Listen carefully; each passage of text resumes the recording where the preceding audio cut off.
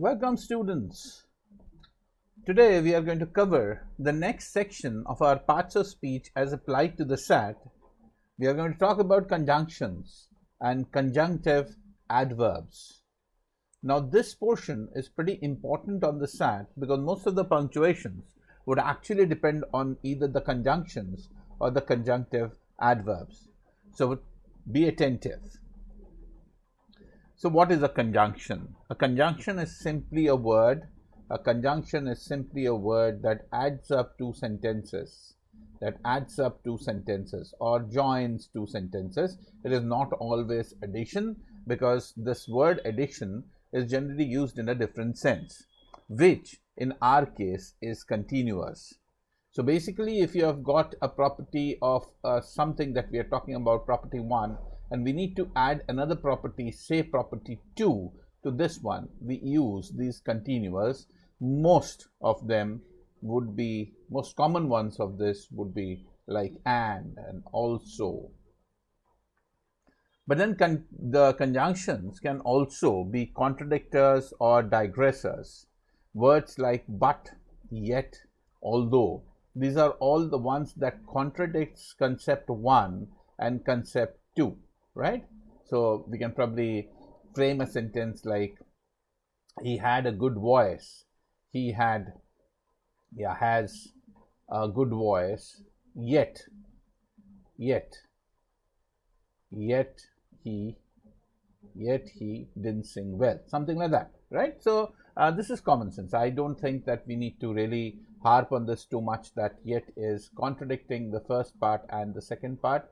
So main idea is that you can have conjunctions which are additive by nature, continuous by nature.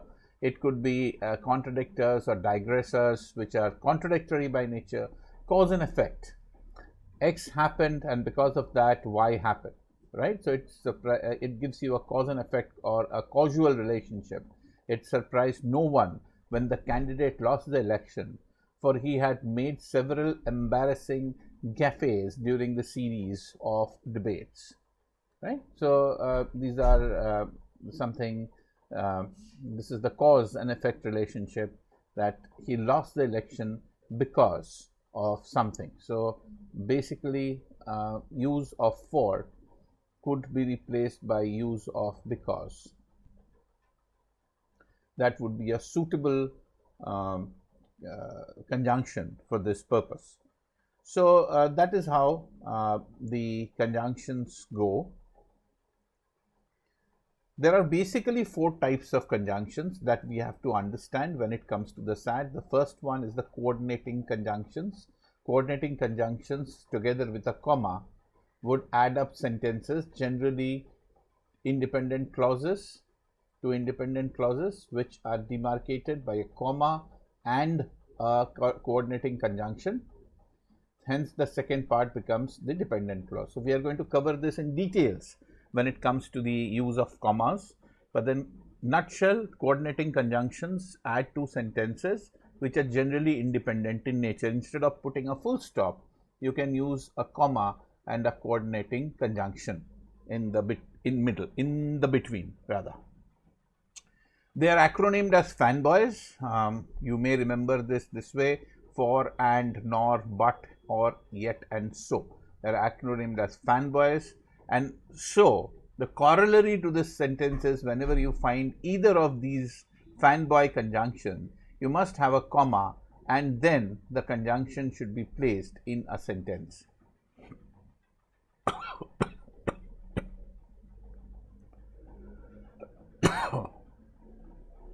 The dog barked, comma, and it ran across the yard. So these are all typical examples. You can have a look. The idea is that you have got one part of conjunctions or one type of conjunctions called the coordinating conjunction. The second could be subordinating conjunctions. Subordinating conjunctions are conjunctions that introduce a subordinate clause. A subordinate clause is a dependent clause on the first one. They could be something like although, because, whereas, since, before, when, etc. So before you leave, make sure your room is clean. Dog wrote down the rules since they were difficult to remember. So these are all the clauses. This is the subordinating clause, the first one, and these are subordinating conjunctions. Though we don't need to remember them because SAT doesn't want us to remember the demarcation between coordinating conjunctions, subordinating conjunctions. But then, yeah, these are all conjunctions like although, because. So whenever you have got, say, cause and effect relationship, we would rather see subordinating conjunctions and not the coordinating conjunctions. And then there are correlative conjunctions wherein you have got either or, neither nor. So we are going to use these ones very, very vividly. We are going to use these ones when it comes to our agreements. We are going to see in the next section why either or, neither nor, such paired conjunctions become very, very important for our course. So neither Jane nor her assistant was at the meeting. Why did we use was? We are going to see that when we come to our agreement section. And the fourth one, not really conjunctions, but conjunctive adverbs. This is very important when it comes to our punctuations, as we are going to see when we do our punctuations, right? So these are coordinating adverbs. Sometimes conjunctive adverbs like however, furthermore, in addition, moreover, nevertheless, consequently are used to form complex relationship between sentences. We'll take an example.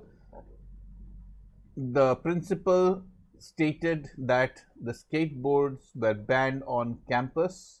Nevertheless, several rebellious students continued to skateboard to class.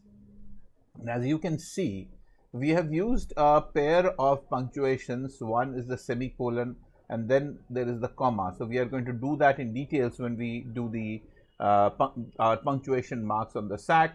So it is very important that this conjunctive adverbs are remembered because they will have a different set of punctuation compared to either the correlative conjunctions, coordinating conjunctions, or the subordinating conjunctions. And second example, SAT and ACT grammar is not difficult, however. So there is a full stop and then there is however and then there is comma, right? So these are all different ways in which we will use our punctuation, and this is widely tested on the SAT. So make no mistake that understanding conjunctive adverbs and conjunctions in general, the application of conjunctions in general on the SAT is very, very important. So let's take some examples. These are the common conjunctions, as we have already seen. This is the fanboy conjunctions. These are the correlative conjunctions, right? They're all basic conjunctions that we have. We can have a look at that, pause the video, and let's look at a SAT question. We are just taking a very basic SAT question. However, given the clear benefits of composting and the environmental cost of not composting, all municipalities should encourage their residents either to create their own compost piles for the use of backyards or to dispose of compostable materials in bins for collection. Actually, this is a no-brainer because we already have one paired word which is either in our conjunctions. So obviously, we now know that the pairing should be either or. This is a no-brainer, but actually, what we need to understand is that the municipality wants people to compost because of two reasons: either A, or do something else, right? One, to create their own compost piles. They should encourage them to do that, or they should do it for they have to do it or manage the compost in way B. So this is a no-brainer because we have already got either, so it goes without saying that we will have an or and not something like in this one. Obviously it cannot be a nor because it doesn't go with the sentence. Not but and not yet, not even and. So the correct answer is definitely an or. We will have more difficult questions when it comes to the SAT in terms of conjunctions and conjunctive adverbs, especially with punctuations. We will take those up when we come to our sections on punctuations.